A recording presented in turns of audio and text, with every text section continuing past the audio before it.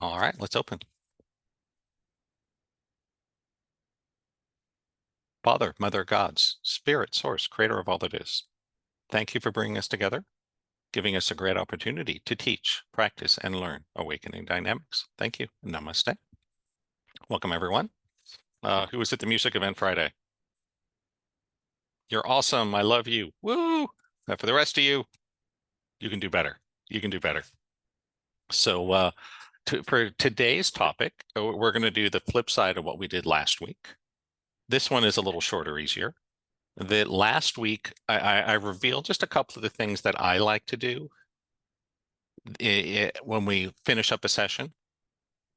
And so I don't want to, I'll quickly just touch on what you learned in level 2 and then mention a few things after that, because we did cover this pretty well in level 2.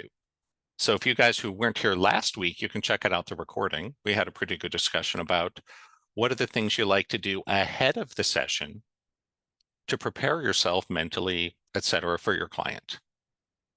So check that out if you're curious. And on the flip side, we're going to talk today about what might you do after the session. You know, not finishing up an integration. We covered that in level 2, but you know, when you hang up the phone or the Zoom or whatever, then what can you do? So a couple of things that I like to do.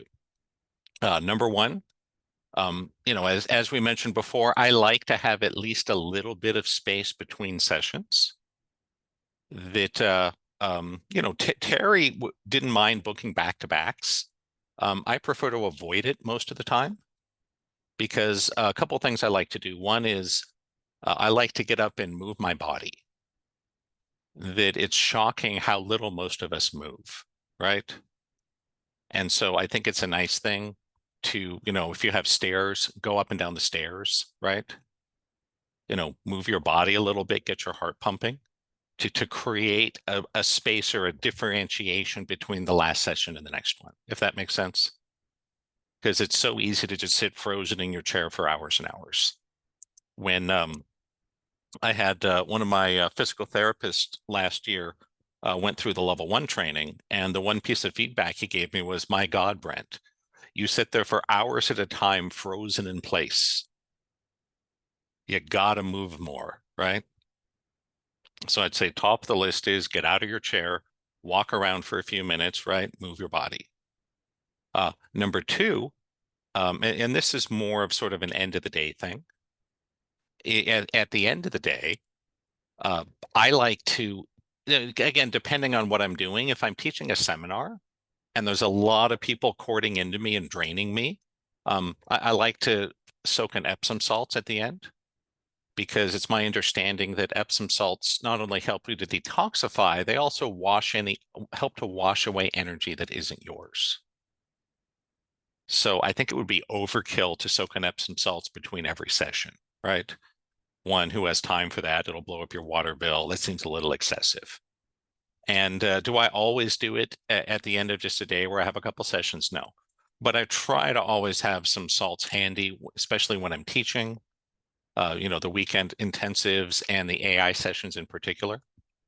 Because I find that, especially coming after a group session, I feel pretty good for about 15, 20 minutes, and then the crash comes. That, you know, you get wiped out. So, you know, soaking in Epsom salts is nice to wash away the energy. If it's like, you know, a long day, like, you know, Saturday of level 4 or something, I like to either go for a swim in salt water or maybe go to the sauna. Again, get your body moving, right? I think anything that gets you to move, grounded into the earth, is going to be helpful. And, you know, I think after a session is also a good time to make sure you're keeping up on your hydration, because it's really easy to let hours pass during the day without drinking enough water, huh? You know, the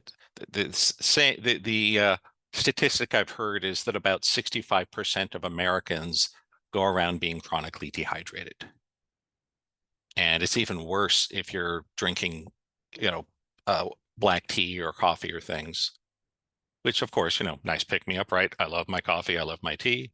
We just got to try a little harder. I don't know exactly what it is about healing, but it does seem that doing healing work dehydrates you.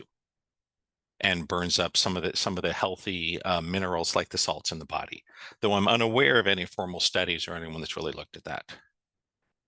And, I would say pretty much that's about it. Make sure you hit the restroom. And then, hopefully, oh no, we have some kind of werewolf or monster attacking us tonight. So, if you guys want, we can do a healing and, turn Celeste back into a human. That'd be cool. And so if anybody, so like I said, then not as much to say after the session. You guys already know a lot of it. But, make sure you break, right? Make sure you move your body. Make sure you drink a little water. And, give yourself a little space to prepare for the next. Anybody have anything they want to share on the recording about things you like to do after a session? And we'll give you another chance at the end off the recording. But if there's anything you guys want to share, like, hey, I love to do this after a session, let me know and it'll be on the recording and I'll put it into the notes. If not, we'll get you into breakout rooms. We can start digging. Yeah, Sheila, please. Send unconditional love to the client after we've even disconnected and the call has ended. Okay, cool. Good idea. Patrick says go outside and ground. Yeah, I think that's probably a good idea. A little more daunting when you live in Las Vegas and it's 108, but won't kill you to be outside for 30 seconds, right? So, and yeah, if you can actually put your feet on natural earth, that's a bonus. Though that seems to get harder and harder every year that passes, I also put in the chat that you can use magnesium oil, Okay. and that goes straight into your pores. You can put it in the arches of your feet or under your armpits, because that then suffuses the whole body. Is that different than magnesium lotion, or is it the same thing? Well, it's more concentrated than magnesium lotion. Okay, so it's more concentrated. Yeah. Okay. It's like the Epsom salt direct. Yeah, because I really like the magnesium lotions because let's just say it's really difficult to take magnesium internally and get all the benefits. It's much easier to slather it on your skin and go straight into your bloodstream. Yeah. And just so you guys know, almost everyone is magnesium deficient. So, it's almost a no-brainer. I used to say you could make a great living as a fake healer. Just tell everyone that they're dehydrated, magnesium deficient, and should do a liver cleanse. And it will help like 99% of the people you work with, because almost everyone needs those things, right? But great suggestions. Anyone else want to share anything?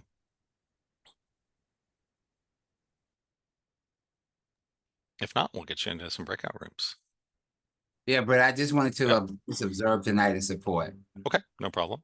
I'll be moving around. Thank you. Anybody else want to be observer, supporter, third party? Let's see how many I have. 1, 2, 3, 4, 5, 6, 7, 8, 9. So we have 9 people. So that will work out great. We'll put Melvin in a group of 3.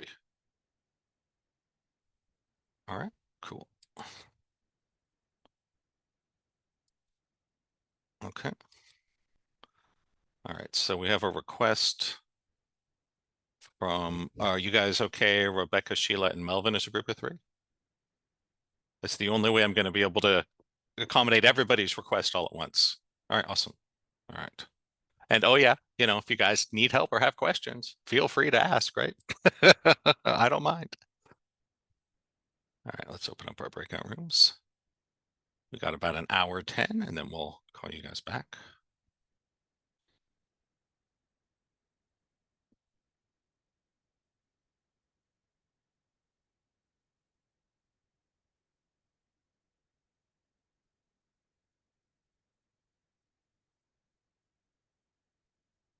All right, there we go.